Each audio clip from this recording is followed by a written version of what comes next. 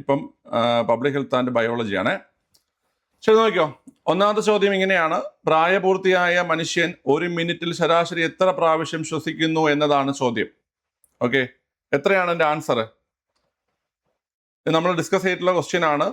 Okay, പ്രായപൂർത്തിയായ മനുഷ്യൻ ഒരു മിനിറ്റിൽ എത്ര തവണ ശ്വസിക്കുന്നു എന്നുള്ള കാര്യം, അതുപോലെ നമ്മുടെ ടൈഡൽ വോളിയം, കേട്ടോ, അങ്ങനെയുള്ള കാര്യങ്ങളൊക്കെ നമ്മൾ എക്സ്പ്ലെയിൻ ചെയ്തിട്ടുണ്ട് കേട്ടോ. അപ്പം ഓപ്ഷൻ ഡി ആണ്. 12 മുതൽ 18 തവണ വരെയാണ് നമ്മൾ ഒരു മിനിറ്റിൽ എന്ത് ചെയ്യുന്നത്? ശ്വസിക്കുന്നത്. 12 മുതൽ 18 തവണ വരെയാണ് നമ്മൾ ഒരു മിനിറ്റിൽ എന്ത് ചെയ്യുന്നത്? ശ്വസിക്കുന്നത്. പിന്നെ നിങ്ങൾക്ക് ഒരു മിനിറ്റിലെ റേറ്റ് ചോദിക്കുന്നത്, നിങ്ങൾക്ക് ഹാർട്ട് ബീറ്റ് ചോദിക്കും. ഹാർട്ട് ബീറ്റിന്റെ റേറ്റ് എല്ലാവർക്കും അറിയായിരിക്കും. ഒരു മിനിറ്റിൽ നമ്മുടെ ഹാർട്ട് ബീറ്റ് എത്രയാണ്? ഒരു മിനിറ്റിൽ നമ്മുടെ ഹാർട്ട് ബീറ്റ് എത്രയാണ്? ഹാർട്ട് ബീറ്റ് വീഡിയോ കിട്ടുന്നില്ലെങ്കിൽ ഒന്ന് ലെഫ്റ്റ് റീജോയിൻ ചെയ്താൽ മതി കേട്ടോ. 72 BPM എന്ന് പറയും അല്ലേ? 72 BPM. 72 BPM എന്ന് വെച്ചാൽ ബീറ്റ് പെർ മിനിറ്റ് എന്നാണ്. 72 BPM അല്ലെങ്കിൽ ബീറ്റ് പെർ മിനിറ്റ് എന്നാണ് അല്ലേ? 72 BPM അല്ലെങ്കിൽ 72 ബീറ്റ് പെർ മിനിറ്റ് എന്നാണ്. ഓക്കെ, ഇനി കാർഡിയാക് സൈക്കിൾ ചോദിക്കും. ഒരു മിനിറ്റിലെ കാർഡിയാക് സൈക്കിൾ ചോദിക്കും. കാർഡിയാക് സൈക്കിൾ എത്രയാ? ഒരു മിനിറ്റിലെ കാർഡിയാക് സൈക്കിൾ എത്രയാണ് കുട്ടികൾ? ഒരു മിനിറ്റിൽ എത്ര കാർഡിയാക് സൈക്കിൾ സംഭവിക്കുന്നു? കാർഡിയാക് സൈക്കിൾ തന്നെയാണ് ഹാർട്ട് ബീറ്റ് എന്നും പറയുന്നത്. കാർഡിയാക് സൈക്കിൾ തന്നെയാണ് ഹാർട്ട് ബീറ്റ്. എത്രയാണ്? 72 തന്നെയാണ് ആൻസർ. 72. ഓക്കെ അല്ലേ? പൾസ് റേറ്റ് ചോദിക്കുകയാണെങ്കിൽ, ഒരു മിനിറ്റിലെ പൾസ് റേറ്റ് ചോദിക്കുകയാണെങ്കിൽ അതും 72. ഇതെല്ലാം സെയിം ആണ്. നമ്മുടെ ഹാർട്ട് ബീറ്റ് തന്നെയാണ് കാർഡിയാക് സൈക്കിള്. ഓക്കെ അല്ലേ? ഹാർട്ട് ബീറ്റ് തന്നെയാണ് കാർഡിയാക് സൈക്കിൾ തന്നെയാണ് പൾസ് എന്നും പറയുന്നത്. 72 ഇതെല്ലാം. ഓക്കെ, അപ്പോൾ എത്ര ഹാർട്ട് ബീറ്റ് എന്ന് ചോദിച്ചാൽ 72, കാർഡിയാക് സൈക്കിൾ ചോദിച്ചാൽ 72, പൾസ് റേറ്റ് ചോദിച്ചാലും 72. ഇനി നിങ്ങൾ പറഞ്ഞ 0.8 സെക്കൻഡ് ഉണ്ടല്ലോ, 0.8 സെക്കൻഡ് എന്ന് വെച്ച് കഴിഞ്ഞാൽ ഒരു ഹാർട്ട് ബീറ്റിന് അല്ലെങ്കിൽ ഒരു കാർഡിയാക് സൈക്കിൾ പൂർത്തിയാക്കാൻ അല്ലെങ്കിൽ ഒരു പൾസ് അനുഭവപ്പെടാൻ എടുക്കുന്ന സമയമാണ് 0.8 സെക്കൻഡ്. മനസ്സിലായ? ഒരു കാർഡിയാക് സൈക്കിളിന്, ഒരു ഹാർട്ട് ബീറ്റിന് അല്ലെങ്കിൽ ഒരു പൾസ് അനുഭവപ്പെടാനായിട്ട് എടുക്കുന്ന സമയമാണ് എന്ന് പറയുന്നത് 0.8 സെക്കൻഡ് എന്ന് പറയുന്നത്. അപ്പം നമുക്ക് ഒരു ഹാർട്ട് ബീറ്റ് അനുഭവപ്പെടാൻ 0.8 സെക്കൻഡ് എടുക്കും. ഒരു കാർഡിയാക് സൈക്കിൾ അല്ലെങ്കിൽ ഒരു പൾസ് റേറ്റ്, നമുക്ക് ഒരു പൾസ് അനുഭവപ്പെടാൻ നമുക്ക് 0.8 സെക്കൻഡ് എടുക്കും. ഈ പൾസ് അനുഭവപ്പെടുന്നത് നമുക്ക് സിരകളും ഉണ്ട്, ധമനികളും ഉണ്ട് അല്ലേ? നമുക്ക് വെയിൻസും ഉണ്ട്, ആർട്ടറീസും ഉണ്ട്, രക്തക്കുഴലുകൾ. അതിൽ ഏതിലാണ് നമുക്ക് ഈ പൾസ് അനുഭവപ്പെടുന്നത്? സിരകളിലാണോ ധമനികളിലാണോ? പറഞ്ഞേ, പൾസ് അനുഭവപ്പെടുന്നത് സിരകളിലാണോ ധമനികളിലാണോ? പൾസ് അനുഭവപ്പെടുന്നത് നമ്മുടെ ആർട്ടറികൾ അല്ലെങ്കിൽ ധമനികളിലാണ്. എന്ത് ചെയ്യുന്നത്? പൾസ് അനുഭവപ്പെടുന്നത്. അല്ലെങ്കിൽ ആർട്ടറി അല്ലെങ്കിൽ ധമനികളിലാണ് എന്ത് ചെയ്യുന്ന കുട്ടികളെ പൾസ് അനുഭവപ്പെടുന്നത് കേട്ടോ. ധമനി എന്താ പേര് വിളിക്കുന്നതാ? ധമനി. ഓക്കെ, ശ്രീനാഥെ, അതിന്റെ ആൻസർ ശ്രീനാഥ് പറഞ്ഞതാണ് കറക്റ്റ് കേട്ടോ. അതായത് നമ്മുടെ ഓസ്റ്റിയോപോറസിന് നമുക്ക് റീസൺ ആയിട്ട് വരുന്നത് കാൽസ്യത്തിന്റെ കുറവ്, അതുപോലെ വൈറ്റമിൻ ഡിയുടെ കുറവ്, പിന്നെ പ്രോട്ടീൻ്റെ അപര്യാപ്തത. ഇത് മൂന്നും തന്നെയാണ് ഓസ്റ്റിയോപോറസിന് കാരണമായി വരുന്നത് കേട്ടോ. അസ്ഥികളെ ബാധിക്കുന്ന ഓസ്റ്റിയോപോറസിന് കാരണമായി വരുന്നത് കാൽസ്യത്തിന്റെ കുറവ്, വൈറ്റമിൻ ഡിയുടെ കുറവ്, പ്രോട്ടീൻ്റെ കുറവ് കേട്ടോ. ഇത് മൂന്നും കാരണമായിട്ട് വരുന്നുണ്ട്. നോട്ട് ചെയ്ത് വെച്ചോണേ എല്ലാവരും. ഓസ്റ്റിയോപോറസിസ്, നമ്മൾ അസ്ഥികൾ പൊടിഞ്ഞു പോകുന്ന അവസ്ഥ, കാൽസ്യത്തിന്റെ കുറവ്, വൈറ്റമിൻ ഡിയുടെ കുറവ്, അതുപോലെ തന്നെ പ്രോട്ടീൻ്റെ അഭാവം കേട്ടോ. ക്ലിയർ ആണ്? അപ്പൊ ധമനികളിലാണ് പൾസ് അനുഭവപ്പെടുന്നത് എന്നുള്ള കാര്യം നിങ്ങൾ ഓർത്തിരിക്കുക. ഓക്കെ, ഇപ്പൊ നമ്മൾ പറഞ്ഞില്ലേ, ഈ ഹാർട്ട് ബീറ്റ് 72 നോർമൽ നമുക്ക് ഒരു മിനിറ്റിൽ അനുഭവപ്പെടുന്നത് എന്ന് പറഞ്ഞു. നിങ്ങൾ NCERT ടെക്സ്റ്റ് ബുക്കുകളിലൊക്കെ 2 കണ്ടീഷനെ കുറിച്ച് കൃത്യമായിട്ട് പറയുന്നുണ്ട്. അതായത് നമ്മുടെ ഹാർട്ട് ബീറ്റ് 72 BPM എന്നത് 100 BPM-ൽ കൂടുന്ന ഒരു കണ്ടീഷൻ ഉണ്ട്. അതായത് 72-ൽ നിന്ന് 100 BPM-ൽ കൂടുന്ന ഒരു കണ്ടീഷൻ ഉണ്ട്. അതിനെ പറയുന്ന പേരെന്താണ്? ആർക്ക് പറയാം? ഹാർട്ട് ബീറ്റ് 72 BPM എന്നുള്ളത് 100 BPM എന്നാകുന്നതിനെയാണ് ടാക്കി കാർഡിയ എന്ന് പറയും. എന്താ കുട്ടികളെ? ടാക്കി കാർഡിയ എന്ന് പറയും. ടാക്കി കാർഡിയ കേട്ടോ. ടാക്കി കാർഡിയ 72 BPM എന്നത് 100 BPM-ൽ മുകളിലേക്ക് പോകുന്ന കണ്ടീഷനെ ടാക്കി കാർഡിയ എന്ന് പറയും. എന്ത് പറയൂടാ? ടാക്കി കാർഡിയ എന്ന് പറയും. Tacky cardia. ഇനി 60 BPM താഴേക്ക് വരുന്നൊരു കണ്ടീഷൻ ഉണ്ട്. 60 BPM താഴേക്ക് വരുന്നൊരു കണ്ടീഷൻ ഉണ്ട്. അതിനെ പറയുന്ന പേരെന്താണ്? 60 BPM താഴേക്ക് വരുന്ന കണ്ടീഷനെയാണ് ബ്രാഡികാർഡിയ എന്ന് പറയും അല്ലെ. ബ്രാഡികാർഡിയ എന്താണ് കുട്ടികളെ? ബ്രാഡികാർഡിയ എന്ന് പറയും. 100 BPM മുകളിലേക്ക് പോകുന്നതിനെ ടാക്കികാർഡിയ എന്നും 60 BPM താഴേക്ക് വരുന്ന കണ്ടീഷനെ ബ്രാഡികാർഡിയ എന്നും പറയും കേട്ടോ. ബ്രാഡികാർഡിയ. അപ്പൊ ബ്രാഡികാർഡിയയും ടാക്കികാർഡിയയും രണ്ടെണ്ണം ഓർത്തിരിക്കുക. ടാക്കികാർഡിയ എന്ന് വെച്ചാൽ 100 BPM മുകളിലേക്ക് പോകുന്നത്, ബ്രാഡികാർഡിയ എന്ന് വെച്ചാൽ 60 BPM താഴേക്ക് വരുന്നത്. ഓക്കെ. നമ്മളിപ്പം ശ്വാസോച്ഛ്വാസത്തെ കുറിച്ച് പറഞ്ഞു. ഈ ശ്വാസോച്ഛ്വാസത്തെയും അതുപോലെ നമ്മുടെ ഹൃദയമിടിപ്പിനെയും ഒക്കെ നിയന്ത്രിക്കുന്ന മസ്തിഷ്ക ഭാഗം ചോദിച്ചാൽ ഏതാണ്? ശ്വാസോച്ഛ്വാസത്തിനെയും ഹൃദയമിടിപ്പിനെയൊക്കെ നിയന്ത്രിക്കുന്ന മസ്തിഷ്ക ഭാഗം ഏതാണ്? ഏതാണ്? ശ്വാസോച്ഛ്വാസത്തെയും അതുപോലെ ഹൃദയമിടിപ്പിനെയൊക്കെ നിയന്ത്രിക്കുന്ന മസ്തിഷ്ക ഭാഗം. ഇതെല്ലാം അനൈച്ഛിക ചലനങ്ങളാണ്. ശ്വാസോച്ഛ്വാസത്തെ നമുക്ക് കൺട്രോൾ ചെയ്യാൻ പറ്റത്തില്ല. ഹൃദയമിടിപ്പിനെ നമുക്ക് കൺട്രോൾ ചെയ്യാൻ പറ്റത്തില്ല. അപ്പൊ അനൈച്ഛിക ചലനങ്ങളെല്ലാം നിയന്ത്രിക്കുന്നത് മെഡുല്ല ഒബ്ലോങ്കേറ്റയാണ് അല്ലെ. മെഡുല്ല ഒബ്ലോങ്കേറ്റയാണ്. അപ്പൊ ഹാർട്ട് ബീറ്റ് ആയിക്കോട്ടെ, അല്ലെങ്കിൽ നമ്മുടെ ഈ പറയുന്ന ശ്വാസോച്ഛ്വാസം ആയിക്കോട്ടെ, അതിനെയൊക്കെ കൺട്രോൾ ചെയ്യുന്ന ആരെന്ന് കേട്ട് കഴിഞ്ഞാൽ മെഡുല്ല ഒബ്ലോങ്കേറ്റയാണ്. മെഡുല്ല ഒബ്ലോങ്കേറ്റയാണ്. ഇനി നിങ്ങൾക്ക് വേറൊരു ചോദ്യം വന്നിട്ടുള്ളതെന്ന് വെച്ച് കഴിഞ്ഞാൽ, നമ്മുടെ ഹൃദയമിടിപ്പ് ക്രമാതീതമായി വർദ്ധിക്കാൻ കാരണമായ ഹോർമോൺ ഏതാണ്? ഹൃദയമിടിപ്പ് ക്രമാതീതമായി കൂട്ടുന്നൊരു ഹോർമോൺ ഉണ്ട്. ഏതാണ്? നമ്മൾ സിനിമയിലൊക്കെ വളരെ ഇന്റൻസ് ആയിട്ടുള്ള സീനുകളൊക്കെ കാണുന്ന സമയത്ത് നമ്മുടെ ഹാർട്ട് ബീറ്റ് ഭയങ്കരമായിട്ട് കൂടാറുണ്ട്. അതിന് കാരണമാകുന്ന ഹോർമോൺ ഏതാണ്? അഡ്രിനാലിനാണ് അല്ലെ. അഡ്രിനാലിനാണ് ഹൃദയമിടിപ്പ് ക്രമാതീതമായി കൂടാൻ കാരണമാകുന്ന ഹോർമോൺ ഏതെന്ന് കേട്ട് കഴിഞ്ഞാൽ അഡ്രിനാലിന്റെ മറ്റേ പേര് നിങ്ങൾക്ക് അറിയാം. അഡ്രിനാലിൻ തന്നെയാണ് എപ്പിനെഫ്രിൻ അല്ലേ. അഡ്രിനാലിന്റെ മറ്റൊരു പേരാണ് ഏത്? എപ്പിനെഫ്രിൻ എന്ന് പറഞ്ഞു കഴിഞ്ഞാലും അഡ്രിനാൽ എന്ന് പറഞ്ഞു കഴിഞ്ഞാലും ഒന്ന് തന്നെയാണ്. അഡ്രിനാൽ അല്ലെങ്കിൽ എപ്പിനെഫ്രിനെയാണ് നമ്മുടെ ഹൃദയമിടിപ്പ് കൂടാൻ കാരണമായിട്ടുള്ള ഹോർമോൺ എന്ന് പറയുന്നത്. ഓക്കെ. നിങ്ങൾ എക്സാം ഹാളിലൊക്കെ പോകുമ്പോൾ, എക്സാം ഹാളിലൊക്കെ കയറുന്ന സമയത്ത് നിങ്ങളുടെ ഹാർട്ട് ഇങ്ങനെ പടപടായിരിക്കും. അതിന് കാരണം നിങ്ങൾ അഡ്രിനാലിന്റെ റൈസ് കൊണ്ടാണ് നിങ്ങൾക്ക് എന്ത് ചെയ്യുന്ന കുട്ടികളെ ഹാർട്ട് ഇങ്ങനെ പടപടാ ഇരിക്കുന്നത്. ഓക്കെ അല്ലേ? ക്ലിയർ ആണ്. അപ്പം നമ്മൾ അത് എന്ത് ചെയ്യും? നമ്മൾ ജസ്റ്റ് ഒന്ന് റിലാക്സ് ചെയ്യാൻ വേണ്ടിയിട്ട് നമ്മൾ ഡീപ്പ് ബ്രെത്ത് എടുത്തു കഴിഞ്ഞാൽ നമുക്ക് എന്ത് ചെയ്യാൻ പറ്റും? ഡീപ്പായിട്ട് അങ്ങനെ 2-3 തവണ ചെയ്യുമ്പോൾ നമുക്ക് റിലാക്സേഷൻ ഫീൽ ചെയ്യും അല്ലേ. ഓക്കെ.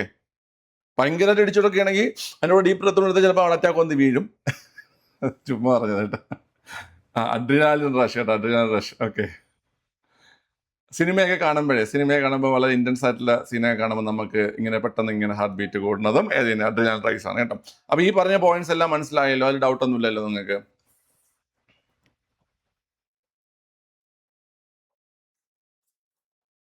ഇല്ല. ഓക്കെ. ഇതൊക്കെ വളരെ എളുപ്പമുള്ള കാര്യങ്ങളാണ് കുട്ടികളെ.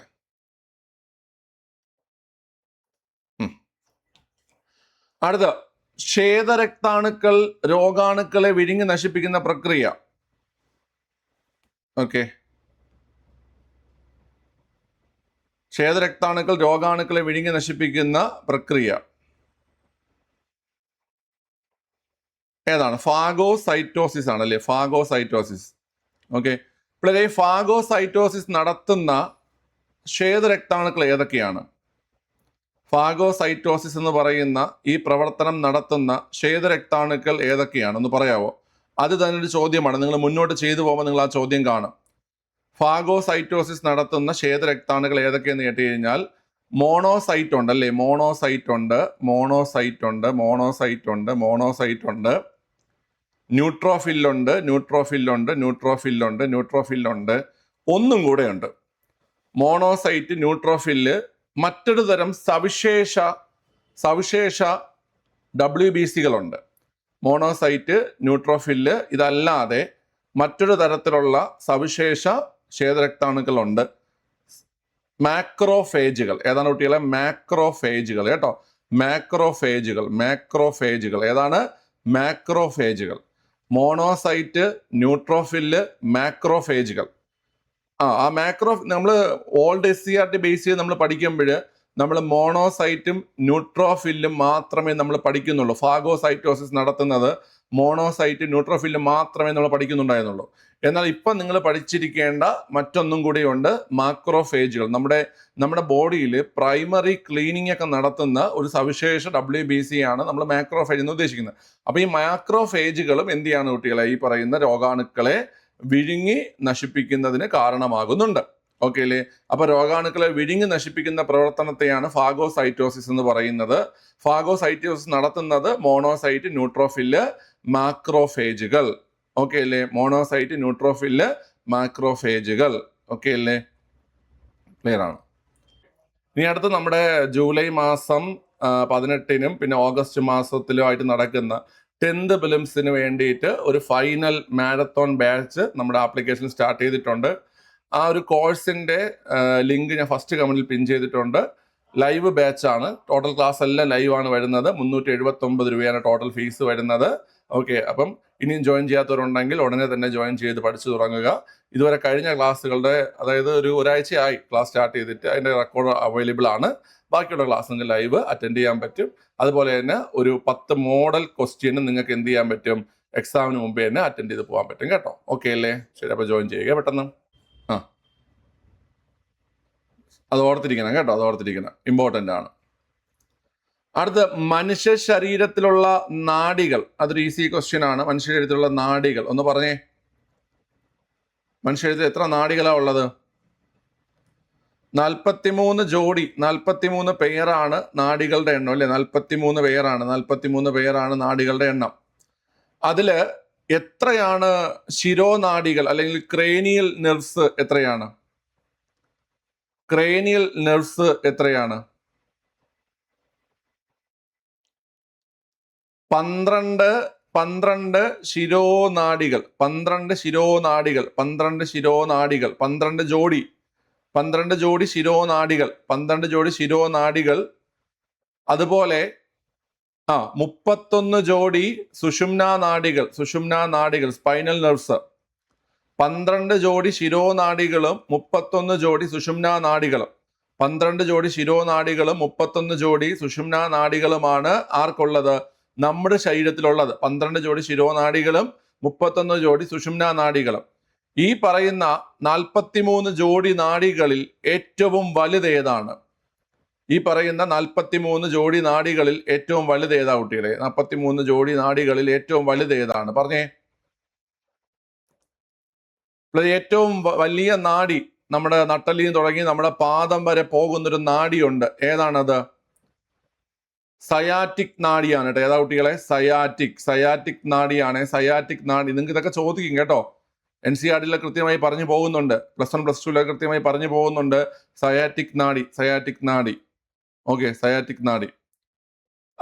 ഇനി അടുത്ത് ഏറ്റവും വലിയ അല്ലെങ്കിൽ ഏറ്റവും നീളം കൂടിയ ശിരോനാഡി ഏതാണ് കുട്ടികൾ? ഏറ്റവും നീളം കൂടിയ ശിരോനാഡി ഏതാണ്? പറഞ്ഞ ഏറ്റവും നീളം കൂടിയ ശിരോനാഡി ആർക്ക് പറയാം?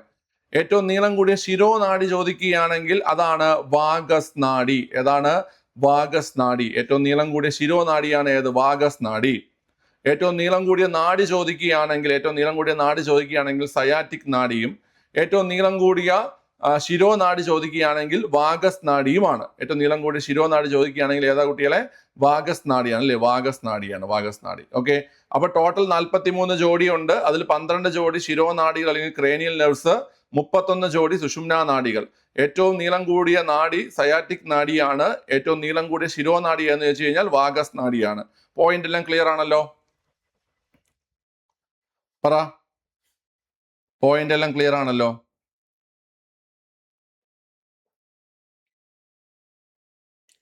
ക്ലിയർ ആണ്.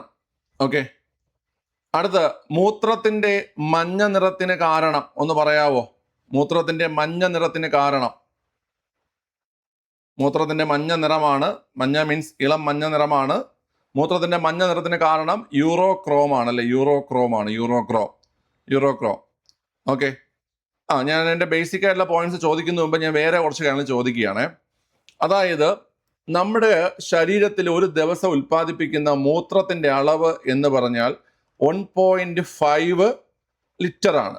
ആവറേജിൽ 1.5 ലിറ്റർ മൂത്രമാണ് നമ്മുടെ ശരീരത്തിൽ ഒരു ദിവസം എന്ത് ചെയ്യുന്ന കുട്ടികളെ ഉൽപ്പാദിപ്പിക്കുന്നത്. 1.5 ലിറ്റർ ആണ്.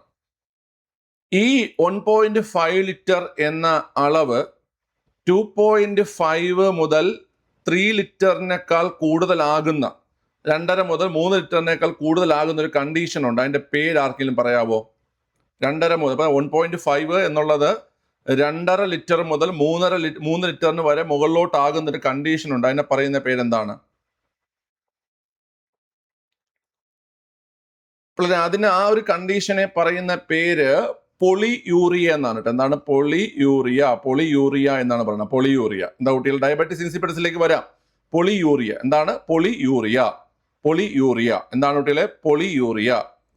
ഓക്കെ, അതായത് നമ്മുടെ ശരീരത്തില് ദിവസം ഉൽപ്പാദിപ്പിക്കുന്ന ആവറേജ് മൂത്രത്തിന്റെ അളവ് 1 ലിറ്ററാണ്. അപ്പൊ മൂത്രത്തിന്റെ അളവ് വളരെയധികം കൂടി 2.5 മുതൽ 3 ലിറ്ററിൽ കൂടുതൽ മൂത്രം ഒരു ദിവസം ശരീരത്തിൽ നിന്ന് പോകുന്ന കണ്ടീഷനെ പറയുന്ന പേരാണ് പൊളിയൂറിയ. ഓക്കെ, നല്ല പൊളിയായിട്ട് ഒഴിച്ച് കളയാന്ന് ഓർത്ത് വെച്ചാൽ അത്രത്തോളം മൂത്രം കാണും. ഓക്കെ, അങ്ങ് ഒഴിച്ചങ്ങ് കളയാം. പൊളിയൂറിയ. ക്ലിയർ ആണ്. എടാ URIA ആണ് പൊളിയൂറിയ. സ്പെല്ലിങ് URIA ആണ് കേട്ടോ, പൊളിയൂറിയ. ക്ലിയർ ആണ്. ഇനി ഈ അളവ് 400 ml താഴോട്ടാകുന്ന ഒരു കണ്ടീഷൻ ഉണ്ട്. 400 ml താഴോട്ടാകുന്ന ഒരു കണ്ടീഷൻ ഉണ്ട്. ആ കണ്ടീഷന്റെ പേരെന്താണ്? 400 ml താഴോട്ടാകുന്ന ഒരു കണ്ടീഷൻ ഉണ്ട്.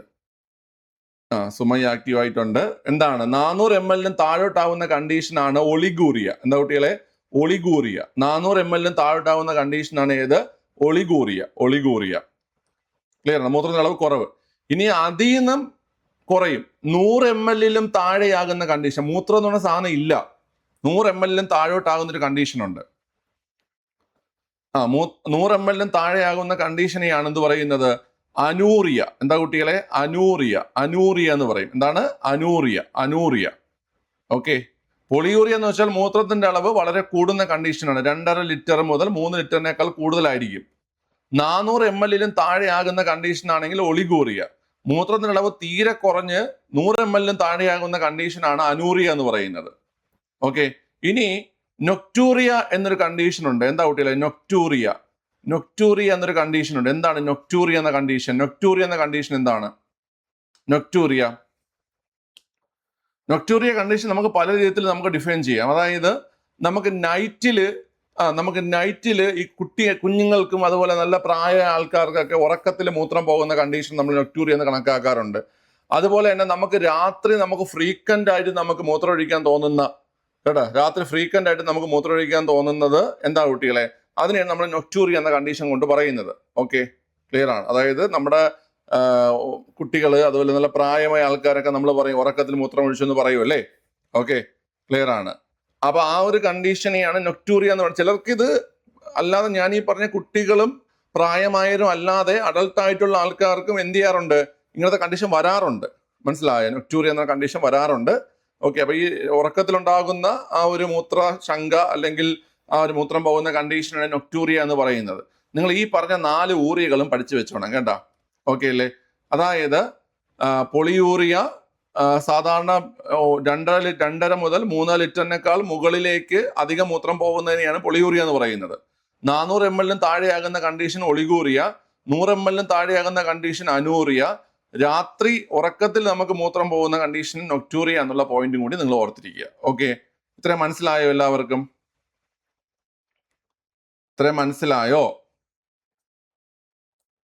പൊളിയൂറിയ, ഒളിഗൂറിയ, അനൂറിയ, നൊക്ടൂറിയ. ഇത് ചോദിച്ചിട്ടുള്ള ഡിഗ്രി ലെവലിലൊക്കെ ഓൾറെഡി ചോദിച്ചിട്ടുള്ളതാണ്. ഓക്കെ, സോ അതുകൊണ്ട് നിങ്ങൾ വിട്ടുകളയരുത്, പഠിച്ചിരിക്കണം.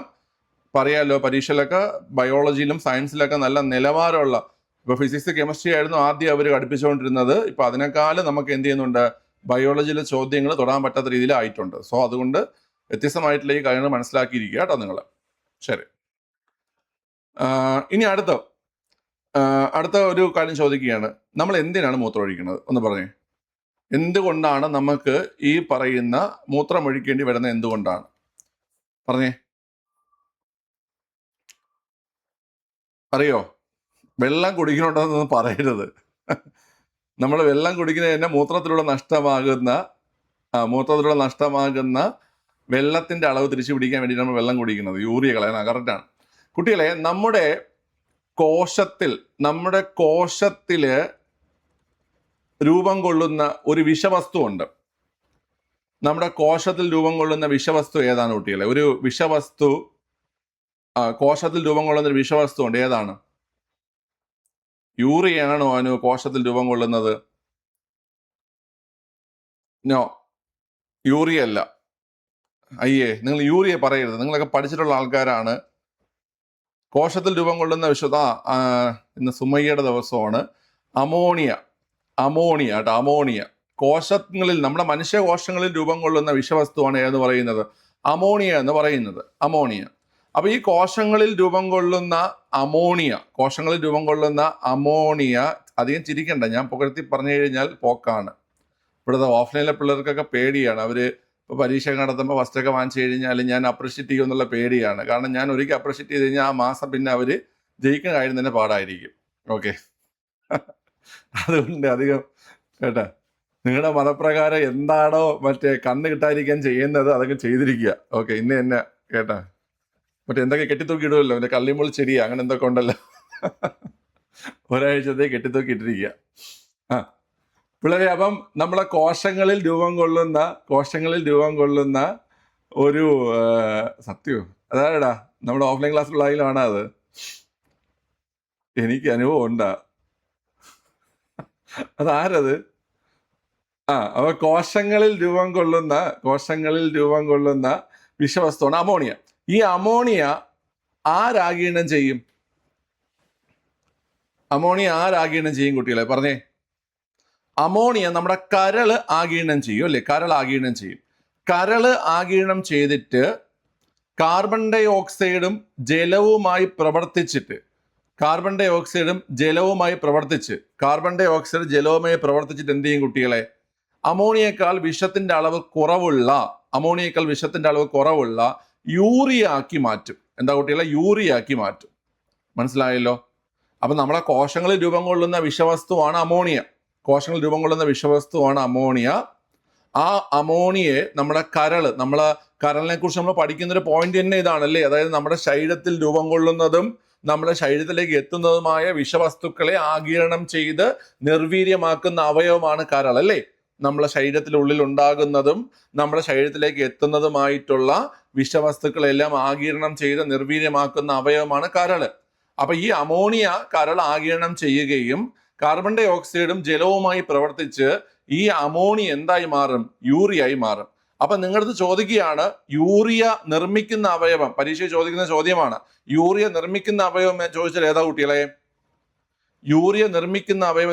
ഏതാണ്? പറ. യൂറിയ നിർമ്മിക്കുന്ന അവയവം ചോദിച്ചാൽ കരളാണ്. എന്നാൽ യൂറിയ പുറന്തള്ളുന്ന അവയവം ഏതാ? യൂറിയ നിർമ്മിക്കുന്നത് കരളാണെങ്കിൽ പുറന്തള്ളുന്നത് കരളല്ല. പുറന്തള്ളുന്നത് വൃക്ക. യൂറിയ നിർമ്മിക്കുന്നത് കരള്, പുറന്തള്ളുന്നത് വൃക്ക. ഓക്കെ അല്ലേ? അപ്പൊ നമ്മുടെ ഈ സസ്തനികളിൽ അല്ലെങ്കിൽ മനുഷ്യനിലെ പ്രധാന വിസർജ്യ വസ്തുവാണ് ഏതെന്ന് പറയുന്ന കുട്ടികളെ? യൂറിയ. അപ്പൊ ആ യൂറിയ നമ്മൾ പുറന്തള്ളുന്നത് മൂത്രത്തിലൂടെയാണ്. എന്ത് ചെയ്യുന്ന കുട്ടികളെ? യൂറിയ പുറന്തള്ളുന്നത് മൂത്രത്തിലൂടെയാണ് നമ്മൾ യൂറിയ പുറന്തള്ളുന്നത്. അപ്പം മൂത്രത്തിലെ പ്രധാന ഘടകം ചോദിച്ചാൽ അത് യൂറിയയാണ്. എന്നാൽ മൂത്രത്തിൽ ഏറ്റവും കൂടുതലുള്ള ഘടകം ചോദിച്ചാൽ അത് ജലമാണ്. മനസ്സിലായ? മൂത്രത്തിലെ പ്രധാന ഘടകം യൂറിയയും ഏറ്റവും കൂടുതലുള്ള ഘടകം ഏതാണ് കുട്ടികളെ? അത് ജലമാണ്. അതായത് നമ്മള് മൂത്രമൊഴിക്കുമ്പോൾ ആ മൂത്രത്തിൽ ഏകദേശം 97 മുതൽ 98% വരെ ജലമാണ്. മനസ്സിലായോ? നമ്മൾ മൂത്രമൊഴിക്കുമ്പോൾ നമ്മുടെ മൂത്രത്തിലൂടെ പുറത്തേക്ക് പോകുന്നതില് 97 മുതൽ 98% വരെ എന്താ കുട്ടികളെ? 97 മുതൽ 98% വരെ ജലമാണ്. 2 മുതൽ 3% വരെ മാത്രമാണ് യൂറിയയും മറ്റ് ലവണങ്ങളും വരുന്നത്. ഓക്കെ അല്ലേ? യൂറിയയും മറ്റ് ലവണങ്ങളൊക്കെ വരുന്നത് 2 മുതൽ 3% വരെ മാത്രമാണ്. ഓക്കെ അല്ലേ? ഇനി നമ്മുടെ ശരീരത്തില് ജലത്തിന്റെ അളവിനെ നിയന്ത്രിക്കുന്ന ഹോർമോൺ പറഞ്ഞേ, ജലത്തിന്റെ അളവിനെ നിയന്ത്രിക്കുന്ന ഹോർമോൺ ഏതാണ്? ജലത്തിന്റെ അളവിനെ നിയന്ത്രിക്കുന്ന ഹോർമോൺ ഏതാണ്? നമ്മുടെ ശരീരത്തിൽ ജലത്തിന്റെ അളവിനെ നിയന്ത്രിക്കുന്ന ഹോർമോൺ ഏതാ കുട്ടികളെ? അത് വാസോപ്രസിൻ ആണ് അല്ലെ? വാസോപ്രസിൻ ആണ്. വാസോപ്രസിൻ ആണ് എന്ത് കുട്ടികളെ? ജലത്തിന്റെ അളവ് നിയന്ത്രിക്കുന്ന ഹോർമോൺ ഏതാണ്? വാസോപ്രസിൻ ആണ്. എന്നാൽ നമ്മുടെ ജലത്തിന്റെയും ലവണത്തിന്റെയും സന്തുലനം ക്രമീകരിക്കുന്ന ഹോർമോൺ ഏതാണ്? ശരീരത്തിൽ ജലത്തിന്റെ അളവിനെ ക്രമീകരിക്കുന്ന ഹോർമോൺ വാസോപ്രസിൻ ആണ്. ജലത്തിന്റെയും ലവണത്തിന്റെയും സന്തുലനം ക്രമീകരിക്കുന്നത് ഏതാ കുട്ടികളെ? അൾഡോസ്റ്റിറോൺ ആണ് അല്ലെ? അൾഡോസ്റ്റിറോൺ. ആരാണ്? അൾഡോസ്റ്റിറോൺ ആണ്. ജലത്തിന്റെയും ലവണത്തിന്റെയും സന്തുലനം ക്രമീകരിക്കുന്നത് അൾഡോസ്റ്റിറോൺ ആണ്. അൾഡോസ്റ്റിറോൺ ഏതാണ്? അൾഡോസ്റ്റിറോൺ. ഓക്കെ അല്ലേ? അൾഡോസ്റ്റിറോൺ ആണ്. ഇനി ഈ വാസോപ്രസിന്റെ കുറവ് സംഭവിച്ചാൽ, വാസോപ്രസിന്റെ കുറവ് സംഭവിച്ചു കഴിഞ്ഞാൽ മൂത്രത്തിലൂടെ അധിക ജലം നഷ്ടപ്പെടും. മനസ്സിലായോ കുട്ടികളെ? വാസോപ്രസിന്റെ കുറവ് സംഭവിച്ചു, നമ്മുടെ ശരീരത്തിൽ വാസോപ്രസിൻ എന്ന് പറയുന്ന ഹോർമോണിന്റെ കുറവ് സംഭവിച്ചു കഴിഞ്ഞാൽ നമുക്ക് മൂത്രത്തിലൂടെ അധിക ജലം നഷ്ടപ്പെടുന്ന കണ്ടീഷനെ പറയുന്ന പേരെന്താണ്? മൂത്രത്തിലൂടെ അധിക ജലം നഷ്ടപ്പെടുന്ന കണ്ടീഷനെ പറയുന്ന പേരെന്താ? ഡയബറ്റിസ്. ഡയബറ്റിസ്. Diabetes insipidus. എന്താ കുട്ടികളെ? Diabetes insipidus. എന്താണ് ഡയബറ്റിസ് ഇൻസിപിഡസ്? ഓക്കെ. വാസോപ്രസിൻ എന്ന് പറയുന്ന ഹോർമോണാണ് നമ്മുടെ ശരീരത്തില് ജലത്തിന്റെ അളവ് ക്രമീകരിക്കുന്നതും ശരീരത്തിൽ നിന്നുള്ള അധിക ജലം നഷ്ടം തടയുകയും ചെയ്യുന്നത്. ആ ഹോർമോണിന്റെ കുറവ് ഉണ്ടായിക്കഴിഞ്ഞാൽ മൂത്രത്തിലൂടെ അധിക ജലം നഷ്ടപ്പെടുന്ന കണ്ടീഷനെ ഡയബറ്റിസ് ഇൻസിപിഡസ് എന്ന് പറയുന്നു. അപ്പൊ നിങ്ങൾക്ക് പരീക്ഷയ്ക്ക് ചോദിക്കും, ഡയബറ്റിസ് ഇൻസിപിഡസിന് കാരണം എന്തെന്ന് ചോദിച്ചു കഴിഞ്ഞാൽ വാസോപ്രസിന്റെ കുറവാണ്. എന്നാൽ നമ്മുടെ ശരീരത്തിൽ ജലത്തിന്റെയും ലവണത്തിന്റെയും സന്തുലനം ക്രമീകരിക്കുന്നത് ജലത്തിന്റെയും ലവണത്തിന്റെയും സന്തുലനം ക്രമീകരിക്കുന്നത് അൾഡോസ്റ്റിറോൺ ആണ്. ഞാൻ പറയുന്നു വാസോപ്രസിൻ ഉൽപ്പാദിപ്പിക്കുന്നത് അഡ്രീനൽ ഗ്ലാൻഡ് ആണ്. ശരിയോ തെറ്റോ? വാസോപ്രസിൻ ഉൽപ്പാദിപ്പിക്കുന്നത് അഡ്രീനൽ ഗ്ലാൻഡ് ആണ്. ശരിയോ തെറ്റോ? വാസോപ്രസിൻ ഉൽപ്പാദിപ്പിക്കുന്നത് അഡ്രീനൽ ഗ്ലാൻഡ് ആണ്. ശരിയോ തെറ്റോ? തെറ്റാണ്. വാസോപ്രസിൻ ഉൽപ്പാദിപ്പിക്കുന്നത് ആരാണ്? പറഞ്ഞേ. വാസോപ്രസിൻ ഉൽപ്പാദിപ്പിക്കുന്നത് ആരാണ്? വാസോപ്രസിൻ ഉൽപ്പാദിപ്പിക്കുന്നത് ഹൈപ്പോതലാമസ് ആണ്. വാസോപ്രസിൻ ഉൽപ്പാദിപ്പിക്കുന്നത്. വാസോപ്രസിൻ ഉൽപ്പാദിപ്പിക്കുന്നത് ഹൈപ്പോതലാമസ് ആണ്. ഞാൻ പറയുന്നു അൾഡോസ്റ്റിറോൺ ഉൽപ്പാദിപ്പിക്കുന്നതും ഹൈപ്പോതലാമസ് ആണ്. ശരിയോ തെറ്റോ? അൾഡോസ്റ്റിറോൺ ജലത്തിന്റെയും ലവണത്തിന്റെയും സന്തുലനം ക്രമീകരിക്കുന്ന അൾഡോസ്റ്റിറോൺ ഉൽപ്പാദിപ്പിക്കുന്നതും ഹൈപ്പോതലാമസ് ആണ്. ശരിയോ തെറ്റോ? പറഞ്ഞേ. അൾഡോസ്റ്റിറോൺ ഉൽപ്പാദിപ്പിക്കുന്നത് അഡ്രീനൽ ഗ്ലാൻഡ്. ഏതാ കുട്ടികളെ? Adrenal gland. ഓക്കെ. അൾഡോസ്റ്റിറോൺ ഉൽപ്പാദിപ്പിക്കുന്നത് ഏതാണ് കുട്ടികളെ? Adrenal gland. ഏതാ കുട്ടികളെ? Adrenal gland. ഓക്കെ. അപ്പൊ നമ്മുടെ മൂത്രത്തിലൂടെയുള്ള അധിക ജലനഷ്ടം തടയുന്നത് കൊണ്ട് തന്നെ വാസോപ്രസിനെ നമ്മൾ വേറൊരു പേരിട്ട് വിളിക്കും. എന്താ കുട്ടികളെ? മൂത്രത്തിലൂടെയുള്ള അധിക ജലനഷ്ടം തടയുന്നത് കൊണ്ട് തന്നെ വാസോപ്രസിനെ നമ്മളൊരു പേരിട്ട് വിളിക്കും. എന്താണ്? ADH എന്ന് വിളിക്കും അല്ലേ? Anti diuretic hormone. Okay. Anti diuretic hormone. മൂത്രത്തിലൂടെയുള്ള അധിക ജലനഷ്ടം തടയുന്നത് കൊണ്ട് തന്നെ ആന്റി ഡയൂറിറ്റിക് ഹോർമോൺ എന്നറിയപ്പെടുന്നത് ഏതിനെയാണ്? വാസോപ്രസിനെയാണ്. ഓക്കെ. ഇനി ഞാൻ ചോദിക്കാൻ പോണ ശ്രദ്ധിച്ചിട്ട് നിങ്ങൾ മറുപടി പറയണേ. വേനൽക്കാലത്തെ കുറിച്ച് നിങ്ങളൊന്ന് ആലോചിച്ച് നോക്കിയേ. വേനൽക്കാലത്ത് നമ്മൾ ഇഷ്ടം പോലെ വെള്ളം കുടിക്കും. എത്ര വെള്ളം കുടിച്ചു കഴിഞ്ഞാലും നമ്മുടെ മൂത്രത്തിന്റെ അളവ് വളരെ കുറവായിരിക്കും അല്ലേ? വേനൽക്കാലത്ത് നമ്മൾ ഇഷ്ടംപോലെ വെള്ളം, നമ്മൾ രാവിലെ എണീറ്റ് കഴിഞ്ഞാൽ രാവിലെ ആയിക്കോട്ടെ രാത്രി ആയിക്കോട്ടെ ധാരാളം വെള്ളം നമ്മളിങ്ങനെ കുടിച്ചുകൊണ്ടിരിക്കും. പക്ഷെ നമ്മൾ എത്രത്തോളം വെള്ളം കുടിച്ചു കഴിഞ്ഞാലും നമ്മുടെ മൂത്രത്തിന്റെ അളവ് വളരെ കുറവായിരിക്കും. വൈ? എന്താണ് എൻ്റെ റീസൺ? അതിന്റെ റീസൺ വാസോപ്രസിനുമായി കണക്ട് ചെയ്തിട്ടുണ്ട്. വേനൽക്കാലത്ത് വിയർപ്പിലൂടെയും അതുപോലെ തന്നെ ബാഷ്പീകരണത്തിലൂടെയും മറ്റുമൊക്കെ നമ്മുടെ ശരീരത്തിൽ നിന്ന് ധാരാളം ജലം എന്ത് ചെയ്യുന്നുണ്ട്? നഷ്ടപ്പെടുന്നുണ്ട്. അപ്പൊ ഇത് നമ്മുടെ ബോഡി ഐഡന്റിഫൈ ചെയ്തിട്ട് നമ്മുടെ വേനൽക്കാലത്ത് എങ്ങനെയായിരിക്കും? വാസോപ്രസിന്റെ അളവ് കൂടുതലായിരിക്കും. മനസ്സിലായ? വേനൽക്കാലത്ത് വാസോപ്രസിന്റെ അളവ് എങ്ങനെയായിരിക്കും കുട്ടികളെ? കൂടുതലായിരിക്കും. അപ്പൊ വാസോപ്രസിന്റെ അളവ് ശരീരത്തിൽ കൂടിക്കഴിഞ്ഞാൽ ആ സമയത്ത് നമ്മുടെ യൂറിന്റെ അളവ് എന്ത് ചെയ്യും കുട്ടികളെ? യൂറിന്റെ അളവ് കുറയും. അപ്പൊ അതുകൊണ്ടാണ് വേനൽക്കാലത്ത് നമ്മൾ എത്ര വെള്ളം അധികം കുടിച്ചു കഴിഞ്ഞാലും നമുക്ക് മൂത്രത്തിന്റെ അളവ് കുറവായിട്ടിരിക്കാൻ കാരണം, വേനൽക്കാലത്ത് നമ്മുടെ ശരീരത്തിൽ നിന്ന് അധിക ജലം നഷ്ടപ്പെടുമെന്ന് മനസ്സിലാക്കുന്ന ശരീരം എന്ത് ചെയ്യുന്നുണ്ട്? ഈ പറയുന്ന വാസോപ്രസിനെ എന്ത് ചെയ്യുന്നുണ്ട്? കൂടുതൽ ഉൽപ്പാദിപ്പിക്കുന്നുണ്ട്. വാസോപ്രസിൻ കൂടുതൽ ഉൽപ്പാദിപ്പിക്കപ്പെടുന്നത് കൊണ്ട് തന്നെ എന്ത് സംഭവിക്കുന്നു കുട്ടികളെ? യൂറിന്റെ അളവ് കുറയുന്നു. യൂറിന്റെ അളവ് കുറയുന്നു. ഓക്കെ, ക്ലിയർ ആണ്. ഇനി നിങ്ങൾ തണുപ്പ് കാലം മഴക്കാലമൊക്കെ ഒന്ന് മനസ്സിലാലോചിച്ചേ. ഇപ്പോഴത്തെ ഒന്ന് കണ്ടീഷൻ ആലോചിച്ച് നോക്കിയേ. തണുപ്പ് കാലവും മഴക്കാലവും ഓക്കെ, നമ്മൾ അധികം വെള്ളമൊന്നും കുടിക്കണില്ല. പക്ഷെ നമുക്ക് ഇടയ്ക്കിടയ്ക്ക് നമുക്ക് ടോയ്ലറ്റിലേക്ക് ഓടേണ്ടി വരുന്നു മൂത്രമൊഴിക്കാൻ വേണ്ടിയിട്ട്. അതിനുള്ള കാരണം എന്താണ്? ഈ തണുപ്പ് കാലത്തും മഴക്കാലത്തും നമുക്ക് ഈ ശരീരത്തിൽ നിന്ന് ജലനഷ്ടം കുറവായത് കൊണ്ട് തന്നെ വാസോപ്രസിന്റെ അളവ് എങ്ങനെയായിരിക്കും? വാസോപ്രസിന്റെ അളവ് കുറവായിരിക്കും. അതുകൊണ്ട് മൂത്രത്തിന്റെ അളവ് എന്തായിരിക്കും കുട്ടികളെ? കൂടുതലായിരിക്കും.